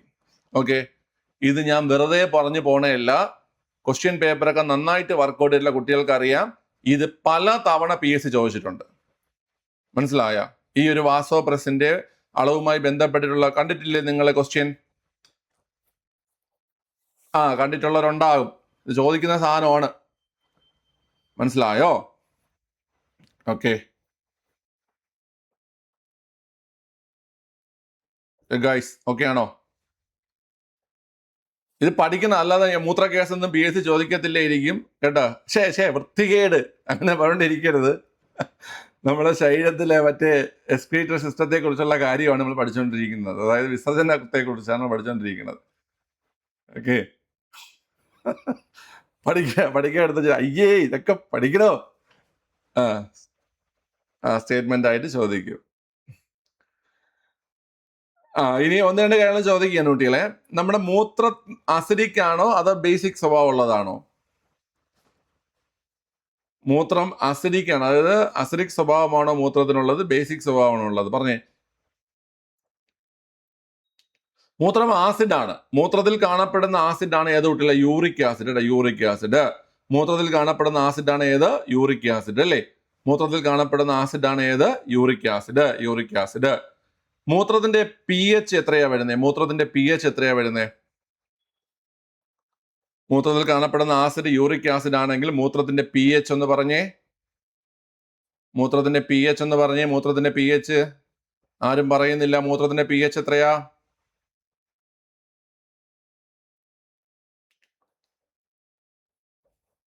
മൂത്രത്തിന്റെ pH അറൌണ്ട് 6 to 6.5 ആണ് കേട്ടോ. 6 മുതൽ 6.5 വരെയാണ്. അത് അത്രത്തോളം അസിഡിക് അല്ല കേട്ടോ. 6 മുതൽ 6.5 വരെയാണ് നോർമൽ വാല്യൂ സ്കൂൾ ടെക്സ്റ്റ് പ്രകാരം കേട്ടോ. 6 മുതൽ 6.5 വരെയാണ് കേട്ടോ. ഓക്കെ അല്ലേ? 6 മുതൽ 6.5 വരെയാണ് നോർമൽ വാല്യൂ വരുന്നത്. ഇളം മഞ്ഞ നിറമാണ് മൂത്രത്തിനുള്ളത്. മൂത്രത്തിന് ഇളം മഞ്ഞ നിറം കൊടുക്കുന്ന പിഗ്മെന്റിന്റെ പേരാണ് യൂറോക്രോം. ഓക്കെ അല്ലേ? ക്ലിയർ ആണ്. അപ്പൊ ഇത്രയും കാര്യങ്ങൾ മനസ്സിലായല്ലോ നിങ്ങൾക്ക്? പിള്ളേരെ പറ, ഇത്രയും കാര്യങ്ങൾ മനസ്സിലായല്ലോ? മനസ്സിലായെങ്കിൽ അടുത്ത ചോദ്യത്തിലേക്ക് പോവാം. ഇതിൽ ഏതെങ്കിലും ഏരിയ ഒന്നുകൂടെ പറയണോ? ഒന്ന് കമന്റ് ചെയ്തേ. ഏതെങ്കിലും ഏരിയ ഒന്നുകൂടെ പറയണോ? വേണ്ടല്ലോ, വേണ്ട, സെറ്റാണ്. ഓക്കെ, അപ്പൊ ഇപ്പൊ നമ്മുടെ ശരീരത്തിൽ വാസോപ്രസിൻ കുറവാണ്. അതുകൊണ്ടാണ് നമുക്ക് കൂടുതലായിട്ട് മൂത്രം ഒഴിക്കേണ്ടി വരുന്നത്. ഓക്കെ, വേണ്ട, ക്ലിയർ.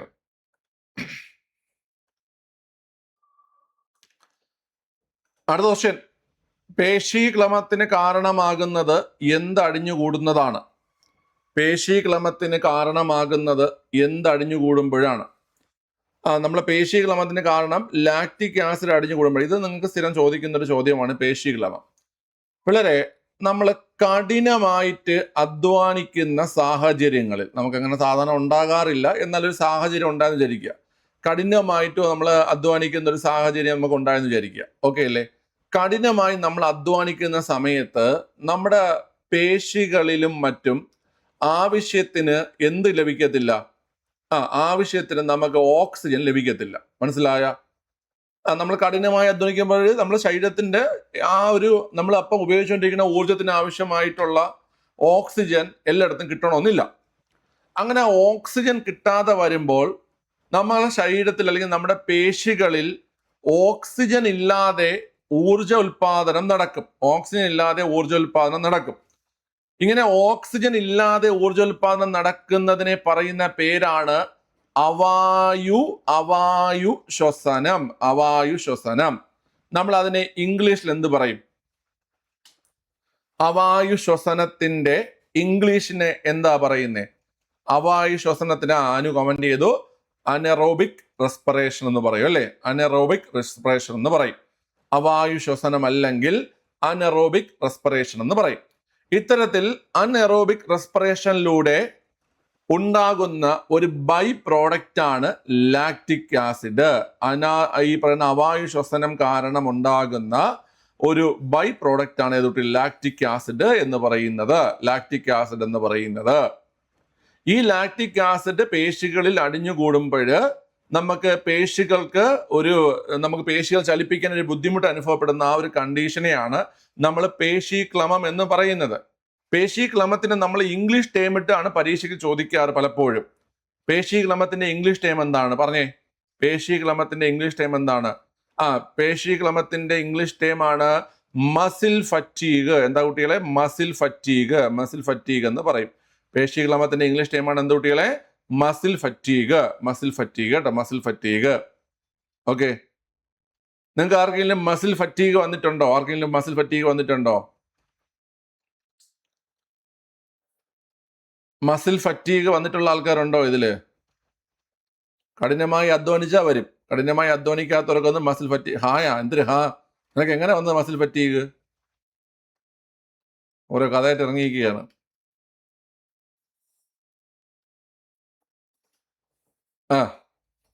ഇപ്പൊ നമ്മളെ പ്രവീണയ്ക്ക് വന്നാണല്ലോ മസിൽ ഫറ്റീഗും അറ്റാക്കൊക്കെ, 2 മൈനർ അറ്റാക്ക് കഴിഞ്ഞാണല്ലോ മറ്റേ AP ഫിസിക്കലിന് പോവുകയല്ലേ? അത്രയ്ക്ക് പണി എടുത്തിട്ടില്ല. നീ ഫിസിക്കലിന് പോയിട്ട് പണിയെടുത്ത് തുടങ്ങിയില്ലേ? നോക്കിക്കോ. അപ്പൊ പിള്ളേരെ, ഇതാണ് മസിൽ ഫറ്റീഗ് എന്ന് പറയുന്നത്. അപ്പൊ നമ്മൾ ഇത്രയേ ഉള്ളൂ പഠിക്കാനായിട്ട് കേട്ടാ. കഠിനമായിട്ട് നമ്മൾ കഠിനമായി അധ്വാനിക്കുമ്പോൾ നമ്മുടെ പേശികളിൽ ആവശ്യത്തിന് ഓക്സിജൻ എത്താതെ വരും. അപ്പം ഓക്സിജന്റെ അഭാവത്തിൽ ഊർജോൽപാദനം നടക്കും. അങ്ങനെ ഓക്സിജന്റെ അഭാവത്തിൽ ഊർജോൽപാദനം നടക്കുന്നതിനെയാണ് നമ്മൾ അവായു ശ്വസനം അല്ലെങ്കിൽ അനറോബിക് റെസ്പിറേഷൻ എന്ന് പറയുന്നത്. ഈ അനറോബിക് റെസ്പിറേഷന്റെ ഫലമായിട്ടുണ്ടാകുന്നതാണ് ഏത്? Lactic acid. ഏതാ കുട്ടികളെ? ലാക്റ്റിക് ആസിഡ് പേശിയിൽ അടിഞ്ഞുകൂടുന്നത്. അപ്പൊ അത് കാരണം നമുക്ക് നമ്മുടെ പേശികൾ ചലിപ്പിക്കാൻ കഴിയാതാകുന്നു. ആ കണ്ടീഷനെ നമ്മൾ പേശീക്ലമം അല്ലെങ്കിൽ മസിൽ ഫറ്റീഗ് എന്ന് പറയും. മനസ്സിലായ?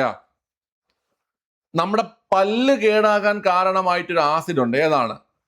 പല്ല് കേടാകാൻ കാരണമായിട്ടുള്ള ആസിഡ് ഏതാണ് കുട്ടികളെ? പറഞ്ഞേ, പല്ല് കേടാകാൻ കാരണമായ ആസിഡ് ഏതാ? പല്ല് കേടാകാൻ കാരണമായ ആസിഡ് ആണ് ലാക്റ്റിക് ആസിഡ്. നമ്മൾ ഈ പറഞ്ഞ പോലെ നമുക്കറിയാം, പാലിലും തൈരിലും എല്ലാം അടങ്ങിയിരിക്കുന്ന, പാലിലും അതുപോലെ തന്നെ തൈരിലെല്ലാം അടങ്ങിയിരിക്കുന്ന ആസിഡ് ആണ് എന്ന് പറയുന്ന ലാക്റ്റിക് ആസിഡ്. അപ്പൊ ഈ പാല്, തൈരൊക്കെ നമ്മൾ അധികമായി ഉപയോഗിക്കുമ്പോൾ അതിനുശേഷം നമ്മൾ പല്ല് ക്ലീൻ ചെയ്തില്ലെങ്കിൽ നമ്മൾ പല്ല് കേടാവാൻ കാരണമായ ആസിഡ് ലാക്റ്റിക് ആസിഡ് ആണെന്നുള്ള കാര്യം നിങ്ങൾ ഓർത്തിരിക്കുക. ഓക്കെ അല്ലേ? ശരി. അപ്പൊ പേശികളിൽ ലാക്റ്റിക് ആസിഡ് അടിഞ്ഞുകൂടി പേശീക്ലമം ഉണ്ടാകുന്നു. പിന്നെ നമ്മൾ കഴിഞ്ഞ ക്ലാസ്സിൽ നമ്മൾ പഠിച്ചതാണ് സന്ധികളിൽ യൂറിക് ആസിഡ് അടിഞ്ഞുകൂടുന്ന കണ്ടീഷൻ. എന്താ? പറഞ്ഞേ, സന്ധികളിൽ യൂറിക് ആസിഡ് അടിഞ്ഞുകൂടുന്ന കണ്ടീഷൻ എന്താ?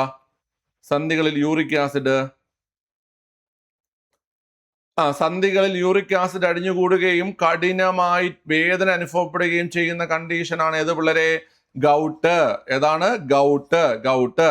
പേശികളിൽ ലാക്റ്റിക് ആസിഡ്, പേശീക്ലമം. സന്ധികളിൽ uric acid, gout. Okay, very good.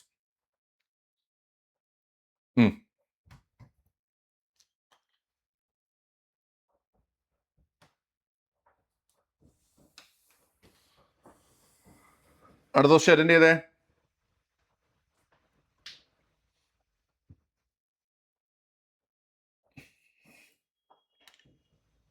Iodine അടങ്ങിയ ഹോർമോൺ ഈസി ക്വസ്റ്റ്യൻ ആണ്. തൈറോക്സിൻ അല്ലേ? തൈറോക്സിൻ. ഓക്കെ, ഈ തൈറോക്സിൻ ഹോർമോണ് തൈറോയിഡ് ഗ്രന്ഥിയാണ് ഉൽപ്പാദിപ്പിക്കുന്നത്. തൈറോയിഡ് ഗ്രന്ഥിയാണ് എന്ത് ചെയ്യുന്ന കുട്ടികളെ ഉൽപ്പാദിപ്പിക്കുന്നത് അല്ലേ? തൈറോക്സിൻ ഹോർമോണ് തൈറോയിഡ് ഗ്രന്ഥിയാണ് ഉൽപ്പാദിപ്പിക്കുന്നത്. ഈ തൈറോയിഡ് ഗ്രന്ഥി ഉൽപ്പാദിപ്പിക്കുന്ന തൈറോക്സിൻ ഹോർമോണ് തൈറോയിഡ് ഗ്രന്ഥിയിൽ നിന്ന് പുറത്തേക്ക് വരണമെങ്കിൽ ഈ പറയുന്ന അയഡിൻ ആവശ്യമായിട്ടുണ്ട്. മനസ്സിലായോ? പുറത്തേക്ക് വരണമെങ്കിൽ അയഡിൻ ആവശ്യമായിട്ടുണ്ട്. അപ്പൊ ഈ അയഡിന്റെ കുറവ് മൂലം നമ്മുടെ തൈറോയിഡ് ഗ്രന്ഥിയിൽ നിന്ന് തൈറോക്സിൻ ഹോർമോൺ പുറത്തേക്ക് വരാതാവുകയും നമ്മുടെ തൈറോയിഡ് ഗ്രന്ഥി വീർത്ത് വരികയും ചെയ്യും. ആ കണ്ടീഷനെ പറയുന്ന പേരെന്താണ്? അയഡിന്റെ അഭാവത്തിൽ തൈറോയിഡ് ഗ്രന്ഥിയിൽ നിന്ന് തൈറോക്സിൻ ഹോർമോൺ പുറത്തേക്ക് വരാതാവുകയും നമ്മുടെ തൈറോയ്ഡ് ഗ്രന്ഥി വീർത്ത് വരികയും ചെയ്യുന്ന കണ്ടീഷനെയാണ് ഗോയിറ്റർ എന്ന് പറയുന്നത്. എന്താ കുട്ടികളെ? ഗോയിറ്റർ എന്ന് പറയുന്നത്. ഓക്കെ, അപ്പം ഈ തൈറോയ്ഡ് ഗ്രന്ഥിയിൽ ഈ പറയുന്ന ഗോയിറ്റർ സംഭവിച്ചു കഴിഞ്ഞാൽ നമുക്ക് എന്ത് സംഭവിക്കും? നമ്മുടെ ബോഡിക്ക് ആവശ്യമായിട്ടുള്ള തൈറോക്സിൻ കിട്ടാതാകും. നമ്മുടെ ശരീരത്തിൽ തൈറോക്സിന്റെ അളവ് കുറയുന്ന കണ്ടീഷനെ പറയുന്ന പേരെന്താ? തൈറോക്സിന്റെ അളവ് കുറയുന്ന കണ്ടീഷനെ പറയുന്ന പേരെന്താ? നമ്മുടെ ശരീരത്തിന് ആവശ്യമായ തൈറോക്സിന്റെ അളവ് കുറയുന്നതിനെ പറയുന്ന പേരെന്താണ്?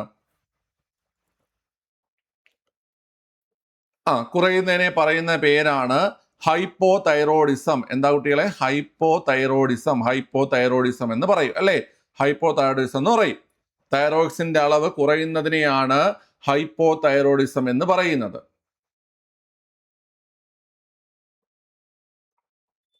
അത് ക്വസ്റ്റ്യൻ ഗ്രൂപ്പിൽ ഇട്ടിരുന്നത് ഞാൻ രാത്രി എക്സ്പ്ലെയിൻ ചെയ്തുതരാം കേട്ടോ. ഹൈപ്പോതൈറോയിഡിസം എന്ന് പറയും. ഈ കുട്ടികളിൽ ഉണ്ടാകുന്ന ഹൈപ്പോതൈറോയിഡിസത്തെ പറയുന്ന പേരെന്താണ്? കുട്ടികളിൽ ഉണ്ടാകുന്ന ഹൈപ്പോതൈറോയിഡിസത്തെ പറയുന്ന പേരെന്താണ്? പറഞ്ഞേ. കുട്ടികളിൽ ഉണ്ടാകുന്ന ഹൈപ്പോതൈറോയിഡിസത്തെ എന്താ പറയുന്നേ? പിള്ളേരെ, കുട്ടികളിൽ ഉണ്ടാകുന്ന ഹൈപ്പോതൈറോയിഡിസത്തെ നമ്മൾ ക്രെട്ടനിസം എന്ന് പറയും. എന്ത് പറയൂടാ? ക്രെട്ടനിസം എന്ന് പറയും. കുട്ടികളിൽ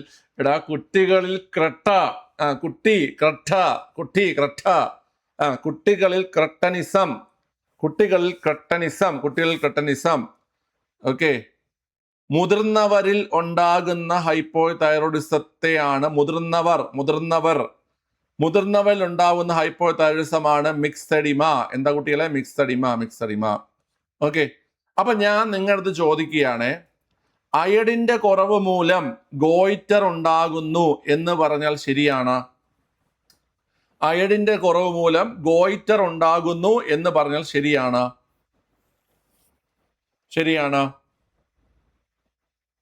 പറഞ്ഞേ. അയഡിന്റെ കുറവ് മൂലം ഗോയിറ്റർ ഉണ്ടാകുന്നു എന്ന് പറഞ്ഞാൽ ശരിയാണ്. അയഡിന്റെ കുറവ് മൂലം ഹൈപ്പോതൈറോയിഡിസം ഉണ്ടാകും എന്ന് പറഞ്ഞാൽ ശരിയാണ്? അയഡിന്റെ കുറവ് മൂലം ഹൈപ്പോതൈറോയിഡിസം ഉണ്ടാകും എന്ന് പറഞ്ഞാൽ ശരിയാണ്? ശരിയാണ്. അപ്പൊ അയഡിന്റെ കുറവ് മൂലം ക്രെട്ടനിസം ഉണ്ടാകും എന്ന് പറഞ്ഞാൽ ശരിയാണ്? അതും ശരിയാണ്. അയഡിന്റെ കുറവ് മൂലം മിക്സഡിമ ഉണ്ടാകും എന്ന് പറഞ്ഞാൽ ശരിയാണ്? അതും ശരിയാണ്. ഇതൊക്കെ ഞാൻ മാത്രമല്ല പറഞ്ഞത്, PSCയും സ്റ്റേറ്റ്മെന്റ് ആയി പറഞ്ഞിട്ടുണ്ട്. ക്വസ്റ്റ്യൻ കണ്ടിട്ടുള്ളവർക്ക് അറിയാം. PSCയും ഞാൻ ഈ പറഞ്ഞ സ്റ്റേറ്റ്മെന്റുകളെല്ലാം PSCയും എന്ത് ചെയ്തിട്ടുണ്ട്? പറഞ്ഞിട്ടുണ്ട്. ഞാൻ ഈ ഇവിടെ പറഞ്ഞു വെച്ച സ്റ്റേറ്റ്മെന്റുകളെല്ലാം PSCയും എന്ത് ചെയ്തിട്ടുണ്ട് കുട്ടികളെ? പറഞ്ഞിട്ടുണ്ട്. ചോദ്യം വന്നിട്ടുണ്ട്. അയഡിന്റെ കുറവ് മൂലം ഉണ്ടാകുന്ന രോഗം ചോദിച്ചാൽ ഗോയിറ്റർ മാത്രമല്ല, ഗോയിറ്റർ ഉണ്ടാകുന്നു, ഹൈപ്പോതൈറോയിഡിസം ഉണ്ടാകുന്നു, കുട്ടികളിലെ ഹൈപ്പോതൈറോയിഡിസമായ ക്രെട്ടനിസം ഉണ്ടാകുന്നു. മുതിർന്നവരിലെ ഹൈപ്പോതൈറോയിഡിസമായിട്ടുള്ള മിക്സഡിമ ഉണ്ടാകുന്നു. അപ്പോൾ അയഡിൻ അടങ്ങിയ ഹോർമോൺ തൈറോക്സിൻ, ബാക്കി ഞാൻ പറഞ്ഞ തൈറോക്സിന്റെ അയഡിന്റെ അപര്യാപ്തത കാരണം ഉണ്ടാകുന്ന രോഗങ്ങൾ, ഇതെല്ലാം സെറ്റല്ലേ? മനസ്സിലായില്ലേ നിങ്ങൾക്ക്? ഓക്കെ, ഞാനിവിടെ അയഡിൻ മാറ്റിയിട്ട് സിങ്ക് അടങ്ങിയ ഹോർമോൺ എന്ന് ചോദിച്ചാൽ നിങ്ങൾ ഏത് പറയും ആൻസർ?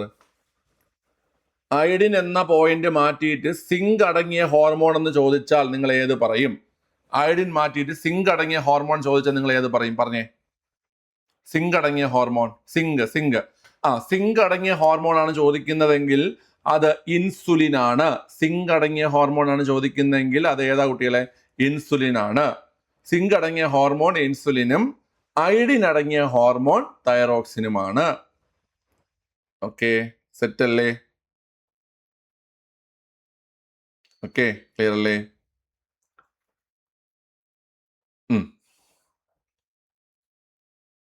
ആർക്കെങ്കിലും ഒന്നുകൂടെ എക്സ്പ്ലെയിൻ ചെയ്യണോ? ആർക്കെങ്കിലും ഒന്നുകൂടെ എക്സ്പ്ലെയിൻ ചെയ്യണോ? Question number 66, 66. വേണ്ട. വേണമെങ്കിൽ വേണം എന്ന് കമന്റ് ചെയ്താൽ മതി കേട്ടോ. വേണ്ട. അടുത്ത, വിറ്റാമിനുകളുടെ ലയത്വമനുസരിച്ച് അവയെ എത്രയായി തരംതിരിച്ചിരിക്കുന്നു? ഓക്കെ, വിറ്റാമിനുകളുടെ ലയത്വം അനുസരിച്ച് അവ എത്രയായി തരംതിരിച്ചിരിക്കുന്നു കുട്ടികളെ? രണ്ടായി തരംതിരിച്ചിരിക്കുന്നു അല്ലേ? ഫാറ്റ് സോലുബിളും വാട്ടർ സോലുബിളും. ഫാറ്റ് സോലുബിളും വാട്ടർ സോലുബിളും, അതായത് ജലത്തിൽ ലയിക്കുന്നവയും കൊഴുപ്പിൽ ലയിക്കുന്നവയും. ജലത്തിൽ ലയിക്കുന്നവയും കൊഴുപ്പിൽ ലയിക്കുന്നവയും. നമുക്ക് നമ്മുടെ ശരീരത്തിന് ആവശ്യമായിട്ടുള്ള പ്രധാനപ്പെട്ട വിറ്റാമിനുകളുടെ എണ്ണം എത്രയാണ് കുട്ടികൾ? നമ്മുടെ ശരീരത്തിന് ആവശ്യമായിട്ടുള്ള പ്രധാനപ്പെട്ട വിറ്റാമിനുകളുടെ എണ്ണം എത്രയാണെന്ന് പറഞ്ഞേ. നമ്മുടെ ശരീരത്തിന് ആവശ്യമായിട്ടുള്ള പ്രധാനപ്പെട്ട വിറ്റാമിനുകളുടെ എണ്ണം എത്രയാണ് കുട്ടികളെ? നമ്മുടെ ശരീരത്തിന് ആവശ്യമായിട്ടുള്ള പ്രധാനപ്പെട്ട വിറ്റാമിനുകളുടെ എണ്ണം 13 ആണ്. എത്രയാണ് കുട്ടികളെ? 13 ആണ്. 13 വിറ്റാമിനുകളാണ് നമുക്ക് ആവശ്യമായിട്ടുള്ളത്. ഓക്കെ, ക്ലിയർ ആണ്. ആ 13 എണ്ണത്തിൽ ADEK എന്ന 4 എണ്ണം കൊഴുപ്പിൽ ലയിക്കുന്നു. ഓക്കെ, ADEK നമ്മൾ അടക്കി കൊഴുപ്പുണ്ട് അല്ലെങ്കിൽ കൊഴുപ്പ് കേടാ എന്നൊക്കെ നമ്മൾ പഠിച്ചു വയ്ക്കാറുണ്ട്. കൊഴുപ്പ് കേടാ.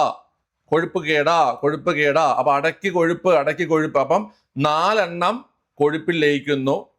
ബാക്കിയുള്ള 9 എണ്ണം, അതായത് വൈറ്റമിൻ സിയും വൈറ്റമിൻ ബി കോംപ്ലക്സും ഉൾപ്പെടെ 9 എണ്ണം ജലത്തിൽ ലയിക്കുന്നു. ഓക്കെ അല്ലേ?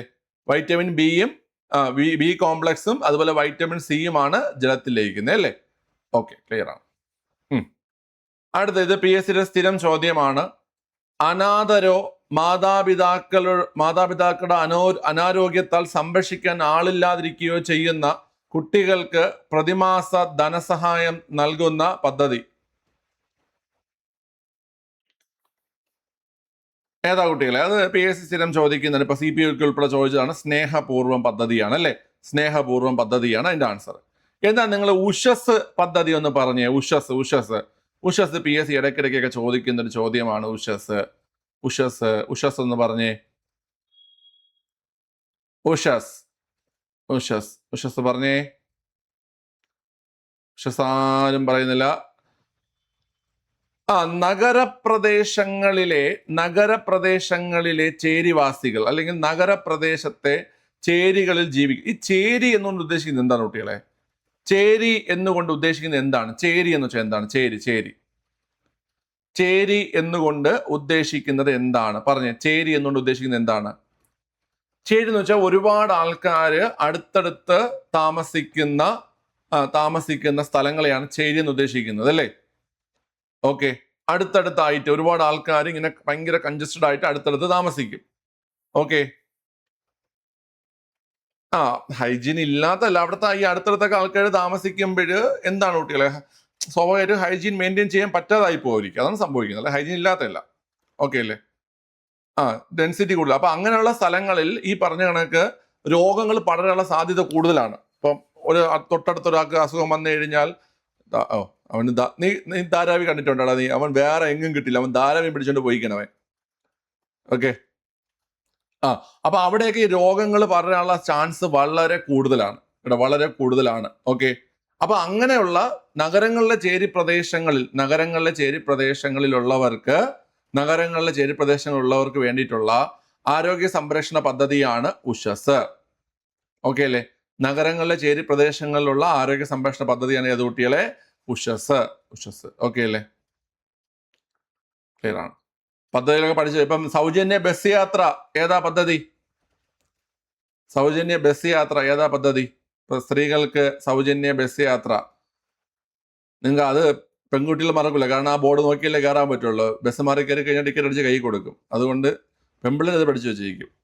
പ്രിയദർശിനി. ഈ പ്രിയദർശിനി ആരാ? ആരെന്നറിയോ?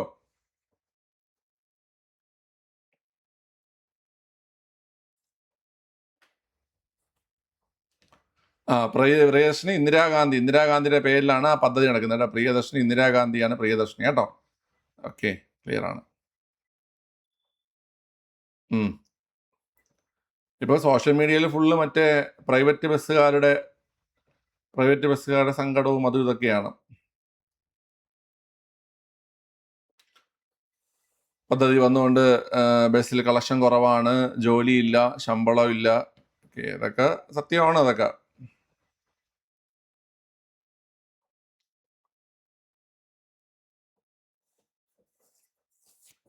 സമരമാണ്.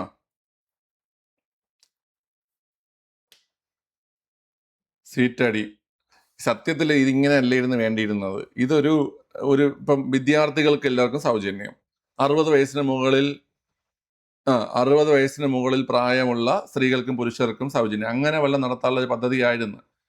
ഇതിപ്പോ എന്തുവാ, സ്ത്രീയും പുരുഷനും തുല്യനെന്നൊക്കെ പറഞ്ഞിട്ട് ഇപ്പം സ്ത്രീകൾക്ക് മാത്രമായിട്ട് ഇങ്ങനെ അതൊരു ഇതാക്കി കളഞ്ഞു. അതായത് സത്യം പറഞ്ഞാൽ നിങ്ങളത് തീരെ കുറച്ച് കാണിക്കും പോലെ ആയിപ്പോയി. അതായത് നിങ്ങൾക്ക് പൈസ ഉണ്ടാക്കാൻ കഴിവൊന്നുമില്ല, നിങ്ങൾക്ക് എല്ലാം സൗജന്യം എന്നുള്ള ഇതായിപ്പോയി. ഓക്കെ, ക്ലിയർ ആണ്. നോക്കിയോ. അപ്പൊ നഗരങ്ങളിലെ ചേരി പ്രദേശങ്ങളിൽ താമസിക്കുന്നവർക്കുള്ള ആരോഗ്യ സുരക്ഷാ പദ്ധതി ഉഷസ്. ഓക്കെ, നമുക്ക് വേണ്ടി കുറെ ബാറുകൾ തുറന്നു തന്നിട്ടുണ്ടായിരുന്നല്ലോ കഴിഞ്ഞ സർക്കാർ. നമുക്ക് അതൊക്കെ വെച്ച് ആശ്വസിക്കാടാ. അടുത്ത് ചിസ് പ്ലസ് ഇപ്പൊ ഇല്ലാത്തൊരു പദ്ധതിയാണ്. ചിസ് പ്ലസ്. ഈ ചിസിന്റെ പൂർണ്ണരൂപം എന്താണെന്നറിയോ കുട്ടികളെ? ചിസിന്റെ പൂർണ്ണരൂപം, ചിസിന്റെ സ്പെല്ലിംഗ് ഇങ്ങനെയാണ്, CHIS എന്നതാണ് ചിസ്. Okay, CHIS. എന്താണ് ചിസിന്റെ പൂർണ്ണരൂപം? ചിസ് പ്ലസ് ഒക്കെ ക്യാൻസൽ ചെയ്ത പദ്ധതിയാണ്, ഇപ്പൊ ഇല്ല ചിസ് പ്ലസ്. ഓക്കെ, ചിസ് എന്താ? ചിസിന്റെ പൂർണ്ണരൂപം ചിസിന്റെ പൂർണ്ണരൂപം കോംപ്രഹെൻസീവ് ഹെൽത്ത് ഇൻഷുറൻസ് സ്കീം എന്നാണ്. എന്താണ് കുട്ടികളെ? കോംപ്രഹെൻസീവ് ഹെൽത്ത് ഇൻഷുറൻസ് സ്കീം എന്നതാണ് ചിസിന്റെ പൂർണ്ണരൂപം കേട്ടോ. Comprehensive health insurance scheme plus എന്നതാണ് ചിസ് പ്ലസിന്റെ പൂർണ്ണരൂപം കേട്ടോ. സുഹൃതമൊക്കെ നമുക്ക് സ്ഥിരം കാണുന്ന പോയിന്റ് ആണ്. സുഹൃതം എന്താണ്? സുഹൃതം എന്താ കുട്ടികളെ? സുഹൃതം പദ്ധതി എന്താണ്? സുഹൃതം സംസ്ഥാന സർക്കാരിന്റെ സൗജന്യ ക്യാൻസർ ചികിത്സാ പദ്ധതിയാണ് അല്ലേ? സംസ്ഥാന സർക്കാരിന്റെ സൗജന്യ ക്യാൻസർ ചികിത്സാ പദ്ധതിയാണ് ഏത്? സുഹൃതം. സംസ്ഥാന സർക്കാരിന്റെ സൗജന്യ ക്യാൻസർ ചികിത്സാ പദ്ധതിയാണ് ഏത്? സുഹൃതം. ഓക്കെ, ക്യാൻസർ ചികിത്സാ പദ്ധതിയാണ് സുഹൃതം. മമ്മൂട്ടിയാണ് അതിന്റെ ഗുഡ്വിൽ അംബാസിഡർ. അടുത്ത്, പോഷണത്തിനായി സസ്യാഹാരികളെ ആശ്രയിക്കുന്ന മാംസാഹാരികൾ ഉൾപ്പെടുന്ന പോഷണതലം ഏതാണ്? പോഷണത്തിനായി സസ്യാഹാരികളെ ആശ്രയിക്കുന്ന മാംസാഹാരികൾ ഉൾപ്പെടുന്ന പോഷണതലം ഏതാണ്? കമന്റ് ചെയ്തേ. ഇപ്പൊ പിള്ളേർ, നമ്മൾ പോഷണ തലങ്ങൾ പരിശോധിക്കുകയാണെങ്കിൽ ഒന്നാമത്തെ തലത്തിൽ ആരാ വരുന്നേ? ഒന്നാമത്തെ തലത്തിൽ ആരാ വരുന്നേ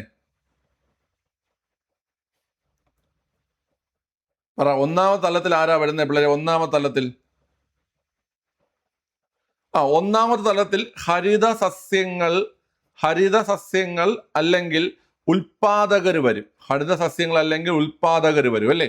ഹരിത സസ്യങ്ങളാണ് നമ്മൾ പ്രൊഡ്യൂസേഴ്സ് എന്ന് പറയുന്നത്. ഒന്നാമത്തെ തലത്തിൽ വരുന്നത് ഹരിത സസ്യം അല്ലെങ്കിൽ പ്രൊഡ്യൂസേഴ്സ് ആണ്. അവള് പുല്ലും പൊക്കി പിടിച്ചോണ്ട്. പുല്ല് മാത്രമല്ല, അടുത്ത രണ്ടാമത്തേൽ ആരാ വരുന്നേ? രണ്ടാമത്തിൽ വരുന്നതാണ് സസ്യാഹാരികൾ അല്ലെങ്കിൽ പ്രാഥമിക ഉപഭോക്താക്കൾ. ഏതാണ്? പ്രാഥമിക ഉപഭോക്താക്കൾ. ഓക്കെ, രണ്ടാമത്തെ തലത്തിലാണ് ആര് വരുന്ന കുട്ടികളെ? സസ്യാഹാരികൾ അല്ലെങ്കിൽ പ്രാഥമിക ഉപഭോക്താക്കൾ വരുന്നത് രണ്ടാമത്തെ തലത്തിലാണ്. ഓക്കെ, ഇനി മൂന്നാമത്തെ തലത്തിൽ വരുന്നത് ഈ സസ്യാഹാരികളെ പിടിച്ചു തട്ടുന്ന മുയൽ പറയണില്ലേ? ഉദാഹരണം മുയൽ. ഈ മൂന്നാമത്തെ തലത്തിലാണ് ഈ സസ്യാഹാരികളെ കഴിക്കുന്ന മാംസാഹാരികൾ വരുന്നത്. ഓക്കെ അല്ലേ? മാംസാഹാരികൾ വരുന്നത്, അതായത് ദ്വിതീയ ഉപഭോക്താക്കൾ. എന്താ കുട്ടികളെ? ദ്വിതീയ ഉപഭോക്താക്കൾ. അപ്പൊ ദ്വിതീയ ഉപഭോക്താക്കൾ വരുന്നത് മൂന്നാമത്തെ തലത്തിലാണ്. ദ്വിതീയ ഉപഭോക്താക്കൾ വരുന്നത് സസ്യാഹാരികളെ ആശ്രയിക്കുന്ന മാംസാഹാരികൾ വരുന്നതും ഏതിനാണ് കുട്ടികളെ? മൂന്നാമത്തെ തലത്തിലാണ്. ഓക്കെ, ഇനി ഈ മാംസാഹാരികളെ ആഹാരമാക്കുന്ന മറ്റ് മാംസാഹാരികൾ ഉണ്ടെങ്കിൽ അത് വരുന്നത് ഏതിലാണ് കുട്ടികളെ? നാലാമത്തെ തലത്തിലാണ് വരുന്നത്. മാംസാഹാരികളെ ആഹാരമാക്കുന്ന മറ്റ് മാംസാഹാരികൾ വരുന്നത് നാലാമത്തെ തലത്തിലാണ് വരുന്നത്. അത് തൃതീയ ഉപഭോക്താക്കൾ. ഓക്കെ, അപ്പൊ ഞാൻ അതൊരു എക്സാമ്പിൾ വെച്ച് പറഞ്ഞുതരാം. ഓക്കെ, ഒരു എക്സാമ്പിൾ വെച്ച് ഞാൻ പറഞ്ഞുതരാം. നമ്മുടെ ഇത് വെച്ച് തന്നെ പറയാം. നമ്മുടെ കൃഷ്ണേന്ദുവിന്റെ പുല്ല് ഹരിതസസ്യം ഉൽപാദകർ. പുല്ലിനെ നമ്മുടെ ആര് തിന്നു? പുൽച്ചാടി തിന്നു. അപ്പൊ പുൽച്ചാടി എന്താണ് കുട്ടികളെ? പുൽച്ചാടി തിന്നു. പുൽച്ചാടി പ്രാഥമിക ഉപഭോക്താക്കള് അല്ലെങ്കിൽ സസ്യാഹാരി വരും. ഈ പുൽച്ചാടിയെ തവള തിന്നു. തവള അപ്പം ദ്വിതീയ ഉപഭോക്താവ്, മാംസാഹാരി. ഓക്കെ, ഈ തവളയെ പാമ്പ് തിന്നു. ഓക്കെ, തവളയെ ആര് തിന്നു? പാമ്പ് തിന്നു. തവള ടൈഗർ. അത്ര ഗതികെട്ട ടൈഗർ ഏതാ? തവളയെ ഓടിച്ചിട്ട് പിടിച്ചിട്ടാണ് തവള. തവളയെ പാമ്പ് തിന്നു. ഓക്കെ, തവളയെ പാമ്പ് തിന്നു. അപ്പൊ പാമ്പ് എന്താണ്? പാമ്പ് ഈ പറയുന്ന തൃതീയ ഉപഭോക്താവായി മാറും. ഓക്കെ അല്ലേ? ക്ലിയർ ആണ്. അപ്പൊ അങ്ങനെ ഓർത്ത് വെച്ച് കേട്ടോ. അതായത് നിങ്ങൾ പഠിക്കേണ്ടത് ഒന്നാമത്തെ തലത്തില് ഉൽപാദകർ അല്ലെങ്കിൽ ഹരിതസസ്യങ്ങൾ വരുന്നു. രണ്ടാമത്തെ തലത്തിൽ വരുന്നത് ഈ ഹരിതസസ്യം തിന്നുന്ന സസ്യാഹാരി അല്ലെങ്കിൽ പ്രാഥമിക ഉപഭോക്താക്കൾ. ഇനി മൂന്നാമത്തെ തലത്തിലാണ് സസ്യാഹാരികളെ കഴിക്കുന്ന മാംസാഹാരികൾ വരുന്നത്, അതായത് ദ്വിതീയ ഉപഭോക്താവ്. നാലാമത്തെ തലത്തിൽ മാംസാഹാരികളെ ആഹാരമാക്കുന്ന മറ്റ് മാംസാഹാരികൾ വരുന്നു, അത് തൃതീയ ഉപഭോക്താവ്. അപ്പൊ ഈ ഒരു ക്രമത്തിൽ ഇത് പഠിച്ചിരിക്കണം. മനസ്സിലായോ? ഇനി ഊർജ പിരമിഡ് ക്വസ്റ്റ്യൻ മുന്നോട്ട് പോകുന്നുണ്ട്. അപ്പൊ ഞാൻ പറഞ്ഞു ഊർജ പിരമിഡ്, അതും പഠിക്കാണ്ട്. ഊർജ പിരമിഡ്. ഓക്കെ, അടുത്ത ശരീരത്തിലെത്തുന്ന വിഷവസ്തുക്കളെ നിർവീര്യമാക്കുന്ന അവയവം ഏതാ കുട്ടികളെ? ഊർജ പിരമിഡ്, അത് മുന്നോട്ട് പോകുമ്പോൾ ക്വസ്റ്റ്യൻ. അപ്പൊ ഞാൻ പറഞ്ഞുതരാം. ശരീരത്തിലെത്തുന്ന വിഷവസ്തുക്കളെ നിർവീര്യമാക്കുന്ന അവയവം ഏതാണ്? Simple question. ഏതാ പിള്ളേരെ? കരളാണല്ലേ, കരൾ. അതുകൊണ്ട് നമ്മൾ കരളിനെ രാസപരീക്ഷണശാല എന്ന് വിളിക്കും അല്ലേ? കരളിനെ രാസപരീക്ഷണശാല എന്ന് വിളിക്കും. നമ്മളെ ശരീരത്തിൽ ഏറ്റവും ചൂട് കൂടിയ അവയവം ഏതാ? നമ്മുടെ ശരീരത്തില് ഏറ്റവും കൂടുതൽ ചൂട് കൂടിയ അവയവം ഏതാ? പറഞ്ഞേ. ഏറ്റവും ചൂട് കൂടിയ അവയവം ചോദിച്ചാൽ അത് കരളാണ്. നമ്മുടെ ശരീരത്തിൽ ഏറ്റവും ചൂട് കൂടിയ അവയവം ചോദിച്ചാൽ ഏതാണ്? കരളാണ്. ഏറ്റവും കൂടുതൽ കൊഴുപ്പിനെ ആഗിരണം ചെയ്യുന്ന അവയവം ചോദിച്ചാൽ അതും കരളാണ്. കൊഴുപ്പിനെ ആഗിരണം ചെയ്യുന്ന അവയവം ചോദിച്ചാൽ ഏതാ കുട്ടികളെ? അതും കരളാണ്. ഓക്കെ, കരളിൽ കൊഴുപ്പ് അമിതമായി അടിഞ്ഞുകൂടുന്ന രോഗം നിങ്ങൾക്ക് ഇടയ്ക്കിടെ പരീക്ഷ ചോദിക്കാറുണ്ട്. കരളിൽ കൊഴുപ്പ് കൂടുതലായി അടിഞ്ഞുകൂടുന്ന രോഗം നമുക്ക് പരീക്ഷയ്ക്ക് ഇടയ്ക്കിടെ ചോദിക്കാറുണ്ട്. ഏതാ കുട്ടികളെ? ഏതാണ്? ഫാറ്റി ലിവർ ആണ് കേട്ടോ. കണ്ടോ, ഇപ്പൊ നിങ്ങൾ ചെയ്തത് ഒരു പ്രിലിംസിന്റെ 10 ക്വസ്റ്റ്യൻ ആണ് നിങ്ങൾ ചെയ്തത്. പ്രിലിംസിന്റെ 10 ക്വസ്റ്റ്യൻ ഞാൻ പറഞ്ഞില്ലേ, ഈ 10 ക്വസ്റ്റ്യനൊക്കെ ഇത് നമ്മൾ ആദ്യ കാലങ്ങളിലുള്ള പ്രിലിംസ് ആണ് കേട്ടോ. അതിൽ 10 ക്വസ്റ്റ്യൻ ഈ ഒരു ലെവലിലാണ് വരുന്നത്. പക്ഷെ ഇപ്പൊ വന്നപ്പോഴും നമുക്ക് എന്ത് ചെയ്തിട്ടുണ്ട് കുട്ടികളെ? ക്വസ്റ്റ്യൻ ഇപ്പോൾ 2-3 ക്വസ്റ്റ്യൻ ഒക്കെ നമുക്ക് ഇത്തിരി ടൈറ്റ് ആയിട്ട് വരുന്നുണ്ട്. അപ്പൊ അതൊക്കെ നമുക്ക് പഠിച്ചെടുക്കേണ്ടതുണ്ട്. ഓക്കെ.